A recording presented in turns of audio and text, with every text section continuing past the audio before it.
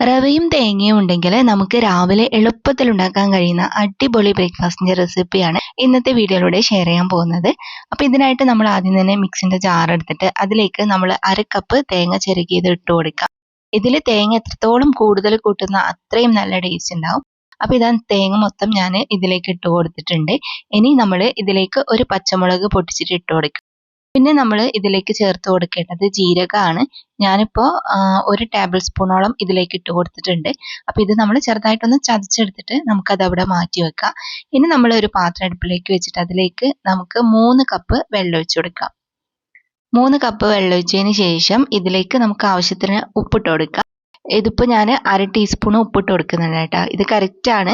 അപ്പോൾ 1/2 ടീസ്പൂൺ ഉപ്പും കൂടി ഇട്ടതിന് ശേഷം നമ്മൾ നേരത്തെ ചതച്ച് വെച്ച തേങ്ങേൻ്റെ മിക്സില്ലേ അതും കൂടി നമുക്ക് ഇതിലേക്ക് ഇട്ട് കൊടുക്കാം. ഇനി ഇതൊന്ന് തിളച്ച് വരണം. ഇതുപോലെ നന്നായിട്ട് തിളച്ച് വരുന്ന സമയത്ത് നമുക്കിതിലേക്ക് റവ ഇട്ട് കൊടുക്കാം. റവ ഏതായാലും എടുക്കാം കേട്ടോ. വറുത്തത് വേണമെങ്കിൽ വറുത്തത് എടുക്കാം, അതല്ലെങ്കിൽ നിങ്ങൾക്ക് വറുക്കാത്തത് എടുക്കാം. ഇതിപ്പോൾ ഞാൻ 2 കപ്പ് റവ ഇതിലേക്ക് ഇട്ട് കൊടുത്തിട്ടുണ്ട്. അതിനുശേഷം നന്നായിട്ട് അതൊന്ന് മിക്സ് ആക്കണം. പിന്നെ റവ ചേർക്കുന്ന സമയത്ത് ഇതിൻ്റെ സ്പീഡ് നന്നായിട്ട് കുറച്ച് വെക്കണേ.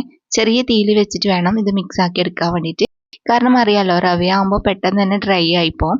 അപ്പോൾ അതുകൊണ്ട് നിങ്ങൾ ചെറിയ തീയിൽ വെച്ചതിന് ശേഷം ഇതേപോലെ നന്നായിട്ട് ഇളക്കിയിട്ട് മിക്സ് ആക്കിയിട്ട് എടുക്കാം. ഇപ്പോൾ ഒരുപാട് അങ്ങ് ഡ്രൈ ആയി പോകണ്ട. കുറച്ച് ഒരു ഡ്രൈ ആയിട്ട് വരുന്ന സമയത്ത് നമുക്കിതിൻ്റെ തീ ഓഫാക്കിയിട്ട് ഇതിൻ്റെ ചൂടൊന്ന് പോകാൻ വേണ്ടിയിട്ട് ഒന്ന് മാറ്റി വെക്കാം. ഇപ്പോൾ ഇതിൻ്റെ ചൂടെല്ലാം നല്ലോണം പോയിട്ടുണ്ട്. ഇനി നമ്മൾ ഇതിലേക്ക് ചേർത്ത് കൊടുക്കാൻ പോകുന്നത് മൈദയാണ്. അപ്പോൾ ഇതാ 1/4 കപ്പ് മൈദ ഞാൻ ഇതിലേക്ക് ഇട്ട് കൊടുക്കുന്നുണ്ട്. ഇനി നമുക്ക് ഇത് നല്ലപോലെ ഒന്ന് കുഴച്ചെടുക്കാം.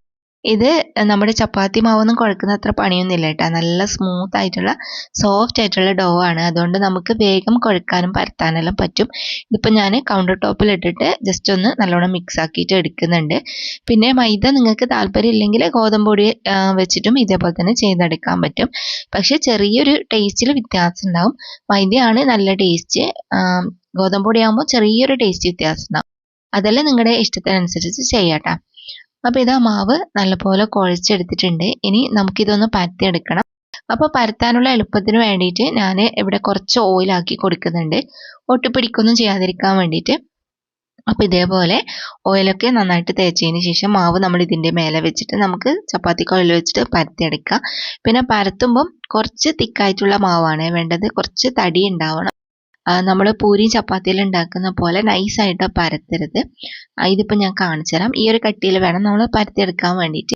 പിന്നെ നമുക്ക് സൈഡെല്ലാം ഷേപ്പാക്കാനെല്ലാം പറ്റും. അതേപോലെ പരത്താനും നല്ല ഈസിയാണ് കേട്ടോ. അപ്പോൾ ഇതേപോലെ നമ്മൾ പരത്തെടുത്തതിന് ശേഷം ഇനി കട്ട് ചെയ്യണം. അപ്പോൾ ഞാനിതാ ഇതുപോലത്തെ ഒരു പാത്രം എടുത്തിട്ടാണ് കട്ട് ചെയ്യുന്നത്. നിങ്ങൾക്ക് ഇഷ്ടമുള്ള പോലെ വലുതായിട്ടോ ചെറുതായിട്ടോ ഒക്കെ കട്ട് ചെയ്യാം. ഇതിപ്പോൾ നമ്മൾ എല്ലാ മാവും ഒരുമിച്ചിട്ടാണല്ലോ പരത്തിയത്. അപ്പോൾ പരത്തി കഴിയുമ്പോൾ ഇതേപോലെ കുറച്ച് മാവ് ബാലൻസ് വരും. അപ്പോൾ ആ മാവ് നമ്മൾ വീണ്ടും ഉരുട്ടിയിട്ട് പരത്തിയിട്ട് ഇതേപോലെ തന്നെ ആക്കിയെടുക്കാം. അപ്പോൾ ഇത് കണ്ടത് ഈ ഒരു കട്ടിയിലാണ് ഞാൻ പരത്തി എടുത്തിട്ടുള്ളത്. ഇനി നമുക്കിത് ഫ്രൈ ചെയ്യാൻ വേണ്ടിയിട്ട് തുടങ്ങാം. ഫ്രൈ ചെയ്യാൻ വേണ്ടിയിട്ട് നമ്മൾ ഓയിൽ നന്നായിട്ട് തന്നെ ചൂടാക്കിയിട്ടെടുക്കാം. ഓയിലെല്ലാം നന്നായിട്ട് ചൂടായി കഴിയുമ്പോൾ നമുക്കതിലേക്ക് മാവിട്ട് കൊടുക്കാം. പിന്നെ നമുക്ക് ഇതേപോലെ 3ഉം 4ഉം എല്ലാം ഒരുമിച്ചിട്ടിട്ട് ഫ്രൈ ചെയ്യാൻ പറ്റും കേട്ടോ. ഒട്ടിപ്പിടിക്കൊന്നുമില്ല. ആ ഒരു കാര്യത്തിൽ ടെൻഷൻ വേണ്ട. നിങ്ങൾക്ക് ഇതേപോലെ ഒരുമിച്ചിട്ടിട്ടെല്ലാം ഫ്രൈ ചെയ്യാൻ പറ്റും. അപ്പോൾ മാവ് ഇട്ട് കഴിഞ്ഞിട്ട് പിന്നെ ഒന്നും ചെയ്യാൻ നിൽക്കണ്ട. ഇത് തനിയെ ഇതേപോലെ ഇങ്ങനെ പൊങ്ങി വരും. അപ്പോൾ ഇതുപോലെ നന്നായിട്ട് പൊങ്ങി വന്ന് കഴിയുമ്പോൾ നമുക്ക് മറിച്ചിട്ട് കൊടുക്കാം. എന്നിട്ട് അതേപോലെ തന്നെ മറ്റേ സൈഡും കൂടി ഫ്രൈ ചെയ്തെടുക്കാം. അപ്പോൾ ഇതാ നമ്മുടെ അടിപൊളി നെയ്പത്തിൽ റെഡി ആയിട്ടുണ്ട്. നമ്മൾ സാധാരണ അരി അരിച്ചിട്ടും അരിപ്പൊടി വെച്ചിട്ടെല്ലാമാണ് നെയ്പത്തിൽ ഉണ്ടാക്കാറുള്ളത്. പക്ഷേ റവ വെച്ചിട്ടും നമുക്ക് ഇതേപോലെ അടിപൊളിയായിട്ട് നെയ്പത്തിൽ ഉണ്ടാക്കാൻ പറ്റും. നല്ല കിടിലൻ ടേസ്റ്റാണ് ഈ ഒരു രീതിയിൽ ഉണ്ടാക്കുമ്പോൾ. കറി ഇല്ലാണ്ട് കഴിക്കാൻ വരെ നല്ല ടേസ്റ്റാണ് കേട്ടോ.